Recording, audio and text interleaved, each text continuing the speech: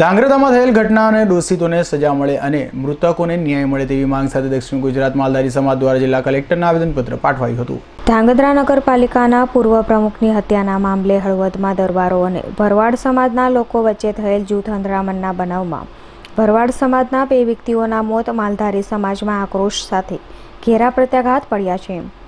ધાંગધ્રાના બનાવમાં દોષિતોને સજા મળે અને મૃતકોની ન્યાયની માંગ સાથે વિશાળ સંખ્યામાં ભરૂચ અને દક્ષિણ ગુજરાત માલધારી સમાજના લોકો ઉમટી પડ્યા હતા અને જિલ્લા કલેક્ટરને આવેદનપત્ર પાઠવ્યું હતું।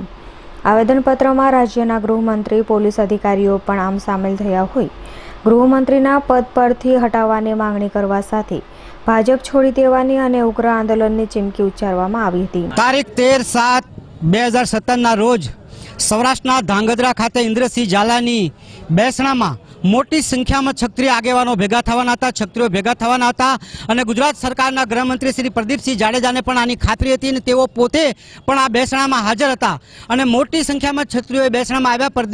પ્રદીપસિંહ જાડેજા સાથે ગુપ્તયોગો કર્યા પછી માલધારીઓના જે ધાર્મિક સ્થાન છે, જે ગોપાલ ગૌશાળા છે, ગોપાલ ધામ છે અને ગોપાલ છાત્રાલય ખાતે મોટી સંખ્યામાં ક્ષત્રિયોએ જઈ અને હુમલો કરી નિર્દોષ માલધારીઓની જે હત્યા કરી અને એમાં પ્રદીપસિંહ જાડેજાનો સીધો રોલ હોય તેઓને આરોપી બનાવવામાં આવે અને તેમને તાત્કાલિક રાજ્યના ગૃહમંત્રી પદેથી જો હટાવવામાં આવે અને જો હટાવવામાં નહીં આવે તો મોટી સંખ્યામાં ભરૂચ જિલ્લો તેમજ સમગ્ર ગુજરાતના માલધારીઓ એક થઈ અને ભારતીય જનતા પાર્ટીની વિરુદ્ધમાં સમગ્ર ગુજરાતમાં આંદોલન કરશે અને આ સરકારને ઉખાડીને ફેંકી દેવા માટે આહવાન કરવામાં આવશે।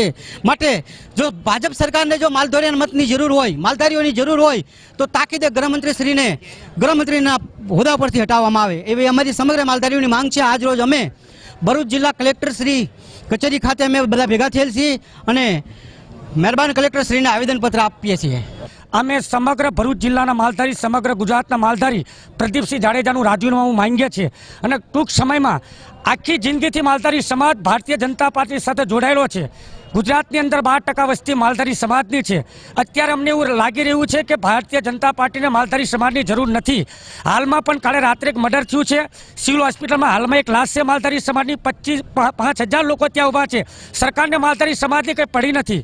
જો સરકાર કે ભારતીય જનતા પાર્ટીના લોકો કે ઉપર ગાંધીનગરમાં બેઠેલા લોકો આ વાતનું ધ્યાન નહીં આપે તો આખા ગુજરાતની અંદરના પડઘા પડશે અને મોટી સંખ્યામાં માલધારી સમાજ એક આંદોલન સ્વરૂપી આખું આંદોલન ઊભું કરશે અને જરૂર પણ પડશે માલધારી સમાજની। અમે પાર્ટી સાથે ભલે જોડાયેલા હોય, પહેલો અમારો સમાજ હોય પછી પાર્ટી હોય। રાજ્યમાં પાટીદાર, દલિત અને હવે માલધારી સમાજ સરકારથી નારાજ થતા આંદોલનના માર્ગ અખત્યાર કરતા ભાજપની મુશ્કેલીમાં વિધાનસભા ચૂંટણી પૂર્વે વધારો જરૂર થઈ રહ્યો છે। Sachin Patel, V news, Bharuch.